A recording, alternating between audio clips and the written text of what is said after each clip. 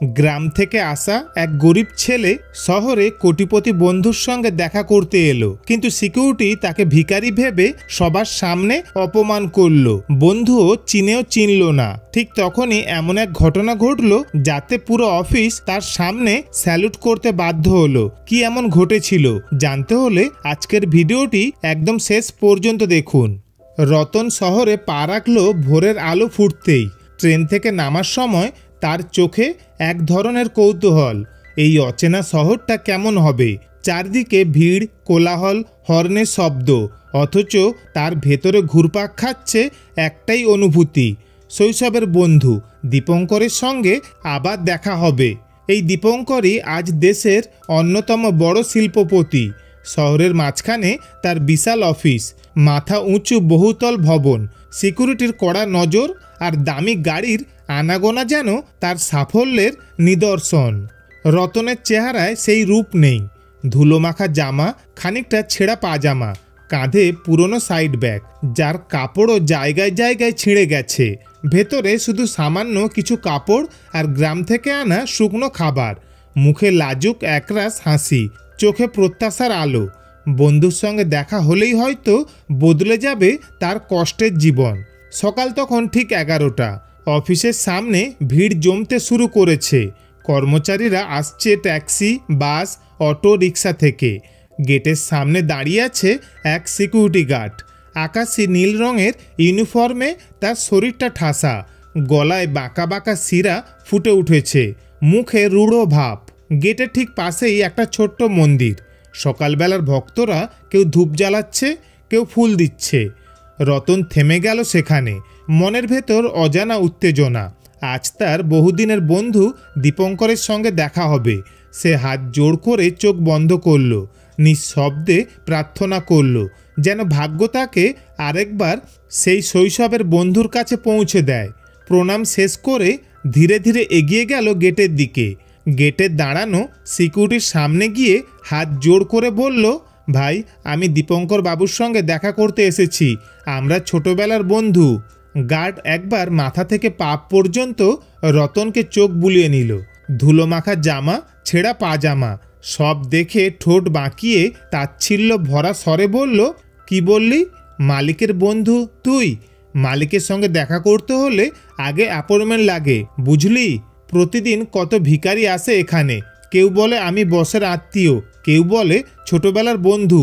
তোর মতো ছেঁড়া কাপড়ওয়ালা লোকজনকে আমরা অনেক দেখেছি। এবার যা, সরে যা সামনে থেকে। রতন একটু থমকালো, চোখে অপমানের ছাপ ফুটে উঠল। তবুও শান্ত গলায় বলল, আমি সত্যি ওনার বন্ধু ভাই, একবার শুধু খবরটা দিলে। গার্ড এবার গলা চড়িয়ে উঠল, যেন ভিড়কে শোনাতে চাইছে, চুপ, নাটক বন্ধ কর। আমাদের মালিকের বন্ধু কোনোদিন এভাবে ভিখিরির মতো এসে দাঁড়াবে না। এখনই গেট থেকে সরে যা, মালিক আসতে চলেছেন, না হলে পুলিশ ডাকতে বাধ্য হব। রতনের মুখ লাল হয়ে উঠল। চারপাশে দাঁড়িয়ে থাকা কয়েকজন কর্মচারী ফিসফিস করে হাসতে লাগলো। কেউ বলল, এইসব লোকই আসে, বলে আমি মালিকের আত্মীয়। আরেকজন ঠোঁট উল্টে বলল, দেখলেই বোঝা যায় নাটক করছে। রতন হাত জোড় করে মিনতি করল, ভাই, আমি সত্যি ওর ছোটবেলার বন্ধু, একবার শুধু খবরটা দিয়ে দেখুন। কিন্তু গার্ড আর কোনো কথা শুনল না। হঠাৎ রাগে রতনের কাঁধে ঠেলা মারল। রতন হোঁচট খেয়ে মাটিতে পড়ে গেল। কাঁধের পুরনো ব্যাগ ছিঁড়ে খুলে গিয়ে ভেতরে শুকনো খাবার ধুলোয় ছড়িয়ে পড়ল। ভিড়ের মধ্যে হাসির শব্দ উঠল। আবার কেউ কেউ চুপচাপ তাকিয়ে রইল। লজ্জা আর অপমানে মিশ্র ছবি যেন চারদিকে ভাসছে। রতন কাঁপা হাতে মাটিতে ছড়িয়ে থাকা রুটিগুলো আবার ব্যাগের ভেতরে গুছিয়ে রাখতে লাগলো। চোখে জল জমলেও সে মাথা নিচু করে একটু শব্দ করল না।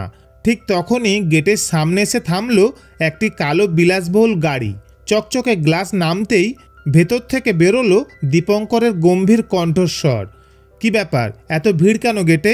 গার্ড স্যালুট ঠুকলো দাঁড়িয়ে।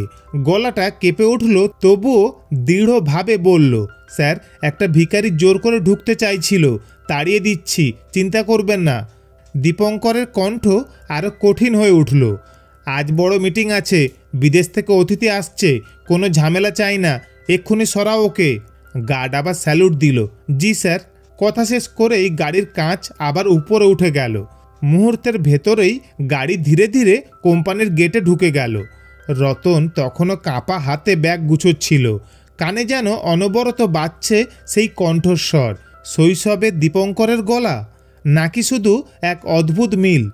হৃদয়ের গভীরে হঠাৎ কেমন একটা আলোড়ন জাগলো, যেন পাশে দাঁড়ানো সেই পুরনো বন্ধু হঠাৎ তার সামনে এসেছে, অথচ সে চিনতেই পারল না। রতন ধীরে ধীরে মাথা ঘুরিয়ে তাকালো গাড়িটার দিকে, কিন্তু তখনও গাড়ির পেছনের আলো ঝলমল করতে করতে ভেতরের পার্কিংয়ে মিলিয়ে যাচ্ছে। এক নিমেষেই বুকের ভেতর জমে উঠল এক অদ্ভুত শূন্যতা। কণ্ঠস্বরটা কি সত্যি তার শৈশব সঙ্গী দীপঙ্করের, নাকি সে নিজেই ভুল শুনছে? এই প্রশ্ন ঘুরপাক খেতে খেতেই হঠাৎ স্মৃতির দরজা খুলে গেল রতনের মনের ভেতরে। রতন আর দীপঙ্কর ছিল শৈশবের অবিচ্ছেদ্য বন্ধু। একজনকে না দেখলে অন্যজনের দিন কাটতো না। রতনের পরিবার ছিল সচ্ছল, তার বাবা ব্যবসায়ী, টাকার অভাব ছিল না, কিন্তু পড়াশোনায় মন বসতো না রতনের। বইয়ের পাতার চেয়ে মাঠে খেলাধুলো, আড্ডা, হাসি ঠাট্টাটাই তার বেশি টান ছিল। তবে একটা জিনিসে সে ছিল দারুণ, কম্পিউটারে। ছোট থেকেই কিভাবে কোন প্রোগ্রাম কাজ করে, কিভাবে ভেতরের যন্ত্রপাতি খুলে আবার জোড়া লাগাতে হয়, সব সে চোখ বন্ধ করে করতে পারত। অন্যদিকে দীপঙ্কর বড় হচ্ছিল এক অভাবী পরিবারে। তার বাবা রিক্সা চালিয়ে সংসার চালাতেন। পড়াশোনার খরচ জোগাড় করাই ছিল কষ্টকর। তবুও দীপঙ্কর মেধাবী ছিল, বইয়ের প্রতি তার অগাধ টান। রতন যখন যেমন পারত দীপঙ্করকে টাকা দিয়ে সাহায্য করত, যাতে ওর পড়াশোনায় কোনো অসুবিধা না হয়। এমনই একদিন রতন বলল, দেখ ভাই, আমার তো পড়াশোনায় মন নেই, আমি যদি নাও পারি তুই কিন্তু পড়াশোনা থামাস না, তুই একদিন অনেক বড় হবি। দীপঙ্কর একটু হেসে উত্তর দিল, তাহলে শোন, তুই যে আমার জন্য করছিস সেটা আমি কোনো দিনও ভুলব না। যদি কোনো দিন আমি সত্যি বড় হতে পারি, তার কৃতিত্ব তোরই থাকবে। আর মনে রাখিস, তুই যদি কখনো বিপদে পড়িস, যেখানে থাকি না কেন, আমি তোর পাশে দাঁড়াবো। এভাবেই দুজন একে অপরকে শক্তি জুগিয়ে বড় হতে থাকে। একদিন হঠাৎ ভয়ঙ্কর ঝড় বৃষ্টি নামলো গ্রামে। চারদিক অন্ধকার, বিদ্যুৎ নেই, রাস্তা ভেসে গেছে জলে। ঠিক সেই রাতেই দীপঙ্কর হঠাৎ প্রবল জ্বরে অচেতন হয়ে পড়ে গেল। গরিব ঘরে ডাক্তার আনার মতো সামর্থ্য ছিল না। উপরন্তু ঝড়ের রাতে গাড়ি ঘোড়া কিছুই চলছিল না। খবর পেয়ে রতন ছুটে গেল ভিজে যাওয়া পথে। কাদা জল ভেঙে ঝড়ের মধ্যে হাঁপাতে হাঁপাতে সে একমাত্র ডাক্তারের বাড়ি গিয়ে হাজির হয়। অনেক অনুরোধ করে তাকে রাজি করায়, আর ভিজে কাঁপতে কাঁপতে ডাক্তারকে নিয়ে আসে দীপঙ্করের ঘরে। সেই রাতে সারা রাত দীপঙ্করের পাশে বসে থাকে রতন। ভোরে দীপঙ্কর একটু সুস্থ হলে রতনের মুখে যেন তৃপ্তির হাসি ফুটে উঠল। কিন্তু সময় বদলালো। রতনের পড়াশোনার প্রতি অনীহা তাকে ধীরে ধীরে পিছিয়ে দিল, আর দীপঙ্কর পরিশ্রম করে একে একে ভালো রেজাল্ট করতে লাগলো। শেষে সে শহরে চলে এলো পড়াশোনার জন্য। সেই ছিল তাদের শেষ দেখা। তারপর আর কোনো যোগাযোগ নেই। এই সব পুরনো দিনের ঝলক ভেসে উঠছিল রতনের মনে। কানে বাজছিল গাড়ির ভেতর থেকে আসা সেই গলা। মনে হচ্ছিল এ কি সত্যিই তার সেই বন্ধু দীপঙ্কর? হঠাৎ সিকিউরিটি গার্ডের গর্জন ভেসে এলো, এই শোন, নাটক যথেষ্ট হয়েছে, যাবি না? এক্ষুনি না গেলে ঘাড় ধাক্কা মেরে বার করে দেব।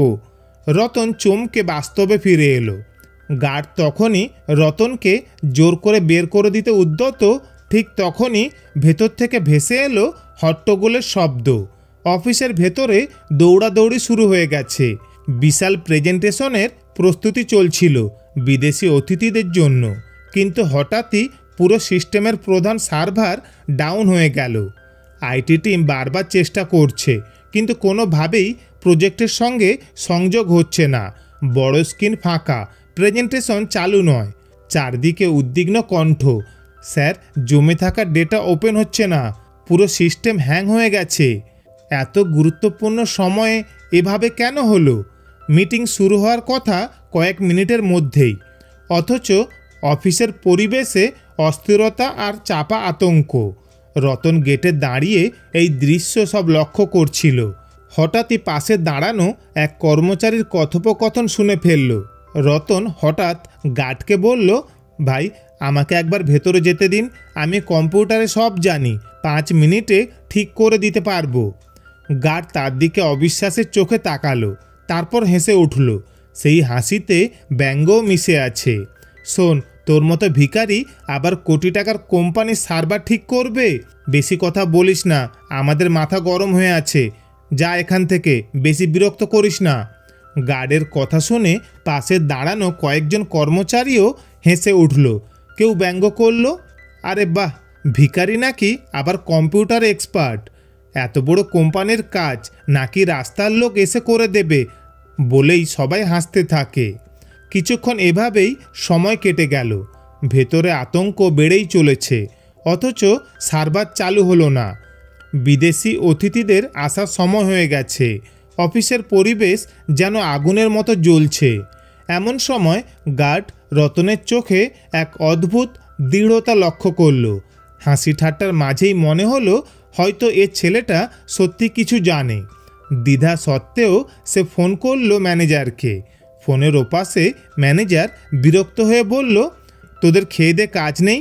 একটা রাস্তার ভিখারি এসে বলছে আমাদের সার্ভার ঠিক করবে, আর তুই সে কথায় ফোন করলি? গার্ড কিছুটা লজ্জা মিশ্রিত গলায় বলল, স্যার জানি অদ্ভুত শোনাচ্ছে, কিন্তু ও বলছে সব জানে, চোখে মুখে দেখেছি, মনে হচ্ছে মিথ্যা বলছে না, একবার চেষ্টা করে দেখা যাক কি হয়। ম্যানেজার একটু থেমে রইল, কণ্ঠে বিরক্তি স্পষ্ট, কিন্তু ভেতরে চাপা অনিশ্চয়তাও কাজ করছে। শেষে কেটে কেটে বলল, ঠিক আছে, ভেতরে পাঠাও, তবে সময় নষ্ট হলে এর দায় তোর উপরই থাকবে। রতনকে ভেতরে আনা হলো। চারপাশে অবিশ্বাস আর তাচ্ছিল্যের দৃষ্টি। কেউ নিচু গলায় ফিসফিস করে হাসছে, ভিখারির হাতে আবার সার্ভার ঠিক হবে নাকি? কিন্তু রতন চুপচাপ সব গিলে নিয়ে কম্পিউটারের সামনে বসলো। আঙুল ছুটে চলল কিবোর্ডে। ভেতরের ডিভাইস খুলে আবার জোড়া লাগাতে শুরু করলো। হঠাৎই পেছন থেকে ভেসে এলো এক চেনা অথচ বদলে যাওয়া কণ্ঠ। এ কি নাটক চলছে এখানে? কাকে ঢুকিয়েছো তোমরা? কোথাকার এক ভিখারিকে এনে কোম্পানির সার্ভার ঠিক করাবে? রতন মুখ ঘুরালো। সামনে দাঁড়িয়ে দীপঙ্কর, আজকের দিনের কোটিপতি, সেই শৈশবের বন্ধু। অথচ দীপঙ্করের চোখে কোনো চিনতে পারার আভাস নেই। রতন ধীর গলায় বলল, স্যার আমি ভিখারি হই বা গরিব সেটা এখন জরুরি নয়, শুধু 5 মিনিট সময় দিন, আপনার সার্ভারের সমস্যা ঠিক করে দেব। দীপঙ্কর কিছুক্ষণ তাকিয়ে রইল তার চোখে। অদ্ভুত এক দৃঢ়তা আর আত্মবিশ্বাস যেন ধরা দিচ্ছে এই অপরিচিত ছেলেটির দৃষ্টিতে। শেষে সংক্ষিপ্ত গলায় বলল, ঠিক আছে, করে দেখাও। তারপর রতনের আঙুল আবার দ্রুত চলতে লাগলো। কয়েক মিনিটের মধ্যেই বন্ধ হয়ে যাওয়া সার্ভার জ্বলে উঠল। প্রজেক্টের পর্দায় বিদেশি প্রজেক্ট লাইভ হয়ে গেল। মুহূর্তেই ঘরে প্রশান্তির ঢেউ ছড়িয়ে পড়ল। সবাই একসাথে হাততালি দিয়ে উঠল। হাততালির মাঝেই দীপঙ্করের মনে এক ঝটকা লাগলো। চোখ মেলে তাকিয়ে বলল, এ কাজ তো কেবল একজনই পারত, রতন। তুই রতন? রতনের চোখ ভিজে উঠল। কাঁপা গলায় উত্তর দিল, হ্যাঁ রে বন্ধু, আমি তোর সেই গ্রামের ছোটবেলার রতন। সবাই স্তব্ধ।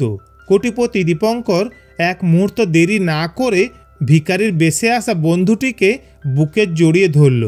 চোখ ভিজে উঠল তারও। চারদিক থেকে ফিসফিসানি শুরু হলো, এ কি আমাদের বসের বন্ধু? দেখেছিস গরিব হলেও কেমন দক্ষ লোক। সত্যি আমাদের বস কোটিপতি হলেও বিন্দুমাত্র অহংকার নেই। আরও 2-1জন বলা বলি করল, আমরা যাকে ভিখারি ভেবেছিলাম সেই এখন কোম্পানির মুখ বাঁচালো। এক মুহূর্তে তাকে যারা অপমান করছিল একে একে সবাই তার কাছে ক্ষমা চাইল। এমনকি সিকিউরিটি গার্ডও মাথা নিচু করে বলল, মাফ করবেন, আমি আপনাকে চিনতে পারিনি। দীপঙ্কর এক হাত রতনের কাঁধে রেখে তাকে নিয়ে নিজের অফিস রুমে ঢুকল। ভেতরে গিয়ে চুপচাপ দরজা বন্ধ করল সে। গলার স্বর নরম হয়ে এলো, রতন তোর এই অবস্থা কেন? রতন দীর্ঘশ্বাস ফেলে বলল, আমাদের অবস্থা তো খুবই ভালোই ছিল। বাবা ছিলেন গ্রামের সম্মানী মানুষ, আমাদের ব্যবসাও ভালো চলছিল, কিন্তু হঠাৎ তার মৃত্যু সব কিছু উলটপালট করে দিল। বাবার পেছনে প্রচুর দেনা ছিল, তা শোধ করতে গিয়ে আমাদের একে একে সব কিছু বিক্রি হয়ে গেল। আমি তখনও বুঝতে পারিনি জীবনের কতটা মূল্যবান প্রতিটি মুহূর্ত।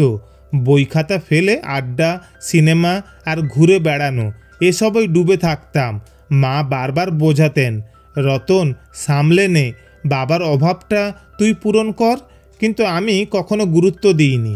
শেষমেশ ঘরবাড়িটুকুও বিক্রি হয়ে গেল। মাকে নিয়ে এখন গ্রামের এক কোণে ভাঙা কুড়ে ঘরে দিন কাটাতে হয়। মা অসুস্থ, তবু আমার জন্য মুখে হাসি রাখে।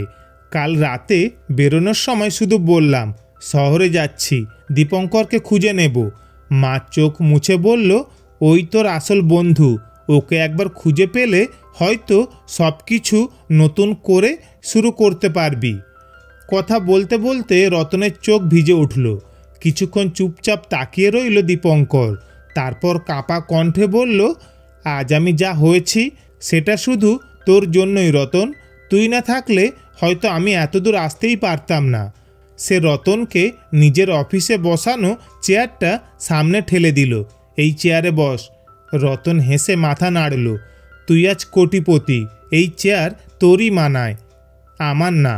দীপঙ্কর দৃঢ় গলায় উত্তর দিল, না রে রতন, আজ থেকে এই চেয়ার তোকেই মানায়, কারণ এই কোম্পানির আসল জায়গা তোকে ছাড়া খালি।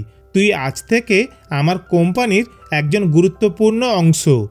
রতনের চোখ ছলছল করে উঠল। জীবনের সমস্ত অপমান, কষ্ট, ক্ষুধা যেন মিলেমিশে গেল সেই মুহূর্তে বন্ধুত্বের বিজয়ে। অফিসের জানলার বাইরে তখন হালকা বৃষ্টি নামতে শুরু করেছে। আকাশ যেন ঝরে পড়ছে আনন্দের অশ্রুতে। ভিজে বাতাস ভেসে আসছে ঘরে, আর মনে হচ্ছিল প্রকৃতিও যেন রতনের জীবনের এই নতুন অধ্যায়কে আশীর্বাদ জানাচ্ছে। তো বন্ধুরা, আজকের এই গল্পটি তোমাদের কেমন লাগলো অবশ্যই কমেন্টে জানিও। ভালো লাগলে লাইক ও শেয়ার করো। ধন্যবাদ, ভালো থাকবেন।